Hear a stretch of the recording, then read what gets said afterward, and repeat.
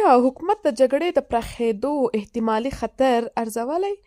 که هو نو د مخنیوي واضح ستراتیژي څه ده؟ سلامونه جناب حسینه همتي، تاسې ته او ستاسې د ګلوبل نیوز نیټورک له لارې ستاسې ټولو اورېدونکو ته په دې هیله چې ښه روژه به ولرئ.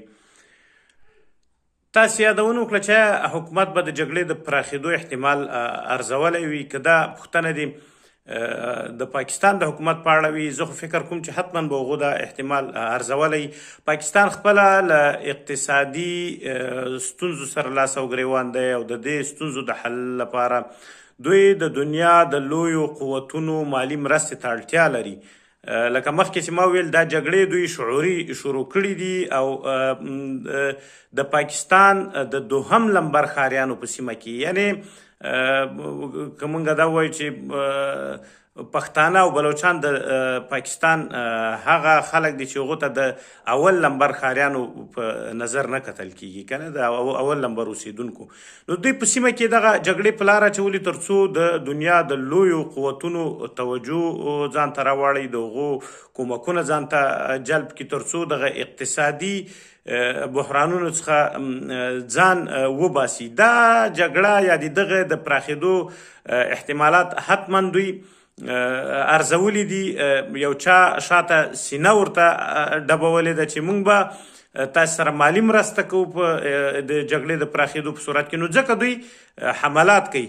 خو دا هم له احتمال نه لرې نه ده چې ممکن پاکستان ډیر څه وبایلي په دغه جګړه کې او ډیر داسې زیانو سره مخ شي چې هغه مخکې دوی په اصطلاح دغه په اړه فکر نه وي کړی. او افغانستان به طبیعي خبره ده چې دغه جګړې په اړه مجبور کړل سوی دی، یعنې دا جګړه پې ورته پیل سوې ده. یو څوک چې په ډېره سپین سترګي سره ستا حرم نقص کړي، ستا هغه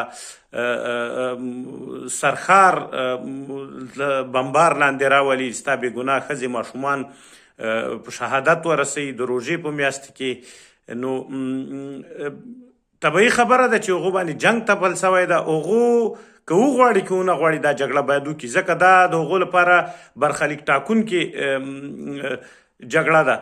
د افغانستان ملت چې د دوی په ځانګړې توګه پښتنو چې د دوی داسې بېدریغه ملاتړ کړی ده، یو علت یې همدا ده چې دوی د افغانستان مدافعین بلل کنه. نو که په دغه دفاع کې له افغانستان د دوی شاته سول، په دې معنی خپل اعتبار هم وبایلو ده.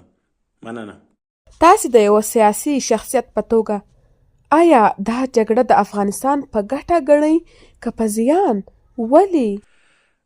ګورئ، د جګړې د ګټې او د زیان په اړه به زه دومره وایم چې جګړه خو بالعموم اساسا داسې نه شو ویلی چې جګړه ګټه لري، خو کله کله جګړې د دې باعث کیږي چې ته خپل حق ترلاسه کړي او جګړې د ځینو تیریو د مخنیوي باعث کیږي.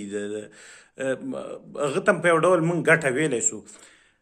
په روانه جګړه کې د افغانستان او د پاکستان دا شروع کړې پاکستان ده، خو زه داسې فکر کوم چې دغه جګړه به د افغانستان په ګټه وي، په دې معنا باندې چې افغانستان لکه مخکې چې ما درته ویل د لاسه ورکولو لپاره څه لري نه.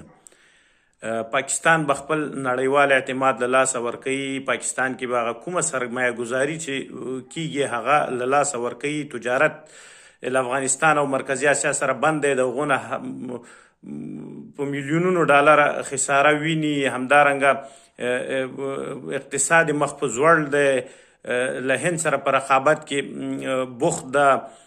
همدارنګه بلوچستان کې د چینایانو او امریکایانو ترمنځ رقابت ممکن یو داسې سرحد ته ورسیږي چې نور د دوی له کنټروله هم خارج سي کنه.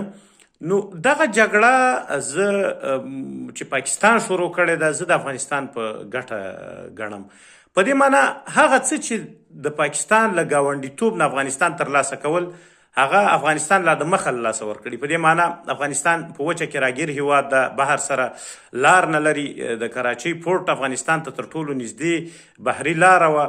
په هغه لاره به کوم تجارتي اموالو ګټه چې افغانستان ته رسېده، هغه خو د دروازو د بندېدو سره له لاسه ورکړه او افغانستان متبادلې لارو ته لاسرسی پیدا کړ.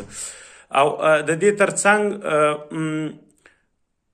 افغان مهاجرین چې د فشار آلې په توګه همدارنګه تجارتي لارې چې د فشار آلې په توګه پاکستان وکارولې، همدارنګه د ځواک ازموینه او د داعش رالیږل افغانستان ته او هلته عملیات، دا ټول پاکستان په افغانستان باندې د فشار په توګه وکارول، خو تر اوسه خو یو هم نتیجه نه ده ورکړې، داسې نتیجه چې د دوی زړه پې خوږ شي.